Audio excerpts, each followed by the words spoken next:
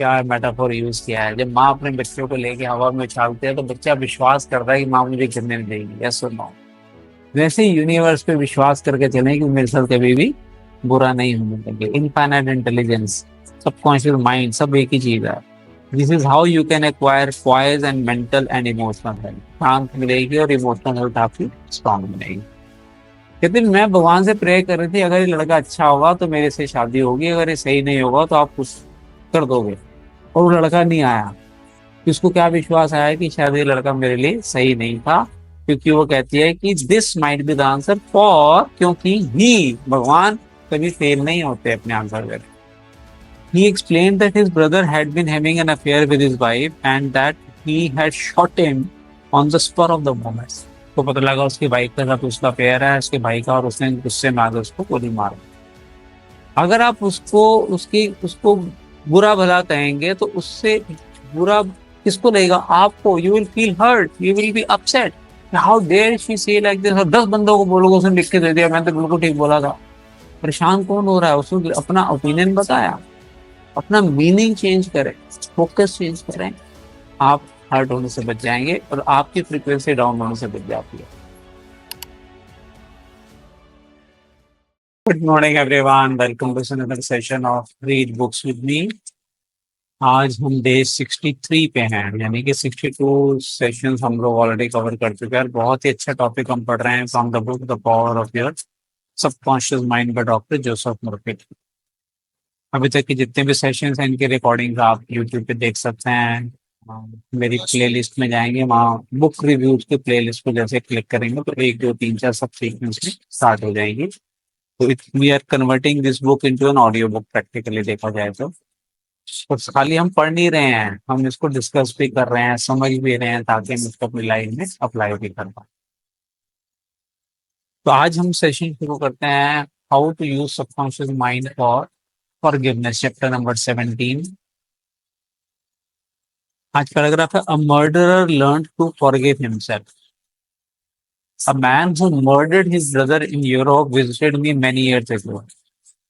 He was suffering from great mental anguish and torture, believing that God must punish him. एक आदमी ने अपने भाई की हत्या कर दी, गुस्से में आके क्यों बताएगा वो आगे। तो वो उस से खुद को मतलब कह रहा है भगवान मैंने गलती कर दी और मुझे पनिशमेंट दो, है ना। He explained that his brother had been having an affair with his wife and that he had shot him on the spur of the moment. तो पता लगा उसकी वाइफ के साथ उसका अफेयर है, उसके भाई का, और उसने गुस्से में आकर उसको गोली मार दी। This had happened about 15 years previous to his interview with me. मतलब ऑथर से मिलने से 15 साल पहले वो ये बात हुई। In the meantime, this man had married an American girl and had been blessed with 3 lovely children. अब इस 15 साल में उसको जेल भी हो गई, बाहर भी आ गया और उसकी शादी भी हो गई, 3 बच्चे भी हो गए। He was in a position where he helped many people and he was a transformed man. तो वो इंसान चेंज हो चुका था, तो काफी लोगों को हेल्प भी कर रहा था, लेकिन फिर भी मन ही मन वो गिल्टी के साथ जी रहा था। My explanation to him was that physically and psychologically he was not the same man who shot his brother. Since scientists inform us that every cell of our body changes every 11 months. FLDR में हम ये चीज समझाते हैं सबको कि आपके almost 1 साल में ऑलमोस्ट 98% सेल आपके नए बन जाते। तो ऑथर उसको समझा रहे हैं कि जिस पर्सन ने मारा था भाई का, तो वो नहीं है, इतने सालों में तो नया इंसान बन चुका है, सेलुलर लेवल पे भी हर साल मेरे सेल चेंज हो गए हैं। More over mentally and spiritually he was a new man. He was now full of love and goodwill for humanity. The old man who committed the crime 15 years before was mentally and spiritually dead. तो उसकी तो मौत हो गई 15 साल पहले, जो इंसान था जिसने अपनी भाई को मारा था, अब तो नया इंसान बन चुका है। Actually he was condemning an innocent man. अब वो अपने आप को कंडेम कर रहा है, लेकिन अब कह रहा है कि अब वो इनोसेंट बन चुका है। This explanation had a profound effect upon him and he said it was as if a great weight has been lifted from his mind. कहता है अगर आपकी इस एक्सप्लेनेशन है, तनो मन वजन कहते हैं ना, मन से उतर गया, मन हल्का हो गया। तो नेक्स्ट पैराग्राफ में कहते हैं criticism can not hurt you without your consent. आपके आगे के बिना किसी और ने अगर आपको क्रिटिसाइज किया वो आपको इम्पैक्ट नहीं कर सकता। देखिए कैसे, बड़े ध्यान से सुने। एग्जाम्पल दिया एक स्कूल टीचर का। A school teacher told me that one of her associates criticized a speech he had given. Teacher ने स्पीच दी और दूसरे टीचर ने उसको क्रिटिसाइज किया। क्या कहा? Saying to her that she spoke too fast, she swallowed some of her words, she could not be heard, her diction was poor, and her speech ineffective. झंड कर दी, उसकी बेइज्जती कर दी कि तेरी इतनी सारी कमियां निकाल दी दूसरी टीचर ने इस टीचर की। अब आपको स्पीच और आपको कमेंट दे, आपको अच्छा लगेगा बुरा लगेगा बताओ? अब इसको कोई जनरल आंसर नहीं है, क्या इंटरप्रिटेशन है जो हम एडवांस लॉज ऑफ यूनिवर्स में बात करते हैं, फोकस, मीनिंग एंड फिजियोलॉजी की। आप अगर अपना मीनिंग चेंज कर देते हैं तो बात का आपके ऊपर इम्पैक्ट चेंज हो जाता है। यहाँ देखने क्या हुआ। दिस टीचर वॉज फ्यूरियस शुरू में and full of resentment toward her critic. उसके लिए बड़ा गुस्सा था उसको। She admitted to me that the criticism were just. उसने कहा कि वैसे क्रिटिसिज्म थे वो सही थे, मतलब बाद में उसने रियलाइज किया कि कमियां थी उसके स्पीच में। Her first reaction was very childish and she agreed that the letter was really a blessing and a marvellous corrective. बाद में गुस्से में तो उसको गुस्सा तो आया कि how dare you to criticise me like this, लेकिन बाद में उसने रियलाइज किया अरे मेरे को लिए तो ब्लेसिंग है, मैं अपने आप को इम्प्रूव कर सकती हूँ उससे। It's like a feedback for her. She proceeded immediately to supplement her deficiencies in her speech by enrolling in a course in public speaking at City College. तो मेरे अंदर कमी कैसे पूरी करूं? उसने पब्लिक स्पीकिंग का कोर्स ज्वाइन कर लिया, बताओ। He wrote and thanked the writer of the note for her interest, expressing appreciation for her conclusions and findings, which enabled the teacher to correct the matter at once. अब उसने उस teacher को thank you का note भेजा बाद में, thank you आपने मुझे फीडबैक दिया और उसके कारण आज मैं अपने आप को इम्प्रूव कर पा रही हूँ। उसने मीनिंग डिफरेंट असाइन कर दिया। शुरू में रिएक्शन तो बंदा कर देता है गुस्से में, लेकिन जब बाद में उसने रिस्पॉन्ड किया ऑपरेटर के ऊपर तो उसने कहा बात तो सही है और उसका उसने बेनिफिट लिया और अपने आप को इम्प्रूव किया। अब इसी एग्जाम्पल को आगे पैराग्राफ होता है हाउ टू बी कंपैशनेट, कि कैसे आप किसी से कंपैशनेट हो सकते हैं। सपोज मान लेते हैं none of the things mention in the letter had been true of the teacher. अव्वल तो टीचर ने जो फीडबैक दिया था वो सही था, लेकिन मान लेते हैं वो सब चीज गलत थी। ये टीचर कहती है वो सब गलत था, मैंने ऐसा कोई गलती नहीं की थी। उस समय आप अपने आप को कैसे कंपैशनेट बनाए? The letter would have realise that, अब जो टीचर जिनको फीडबैक मिला था उसने क्या रियलाइज किया होता, that her class material had upset. अब देखिए क्या मीनिंग निकाल रहे, इंटरप्रिटेशन निकाल सकता है इंसान कि मैंने जो बनाया उसने उस टीचर को अपसेट कर दिया। कहाँ, किस एरिया में? द प्रेजुडिसेस, एक प्री कंसेप्शंस होते हैं इंसान का, अपना जिंदगी को देखने का नजरिया जो होता है। सुपरस्टिशंस, कुछ अंधविश्वास लोगों ने पैदा किए होते हैं। और narrow sectarian beliefs, religious belief कोई लोग अपने बना लेते हैं। Of the writer of the note, तो उसने सोचा कि हो सकता है मैंने जो मटेरियल बनाया उससे उसके कुछ अंधविश्वास है, उसके जो बिलीफ्स हैं, नजरिया है, वो अफेक्ट हो गया हो। And that a psychologically ill person was simply pouring forth her resentment because a psychological boil had been hurt.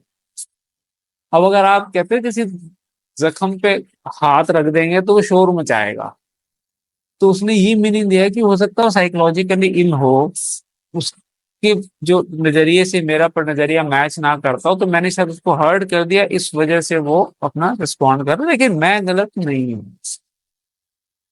To understand this fact is to be compassionate. The next logical step would be to pray for the other person's peace, harmony and understanding. गालियां मत निकालो, ये उसने देखो ऐसे मेरी बुराई कर दी, मैंने कुछ भी नहीं किया। आम इंसान यही करता है, लेकिन ऑथर कह रहे हैं कि आपने उसको ब्लेस करना है। उसको harmony, peace, love, health bless करो कि उसको भगवान सब कुछ खुश रखे। ठीक है, उसने अपना जो नजरिया था बताया। You can not be hurt, ध्यान से सुनिए, लाइन बहुत अच्छी है। You can not be hurt when you know that you are master of your thoughts, reactions and emotions. हम क्या करते हैं discuss, I am responsible for what ever is happening in my life, I am responsible for how I feel. तो सामने वाले ने क्या बोला उससे इम्पैक्ट नहीं पड़ता, आप कैसे रिएक्ट कर रहे हैं, आपके इमोशंस क्या हैं, आपके थॉट्स क्या हैं, उसके बेसिस पे आपका रिएक्शन बनता है।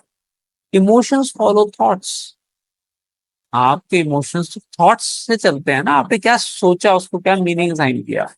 And you have the power, इस चीज की पावर है देखिए, to reject all thoughts which may disturb और अपसेट यू।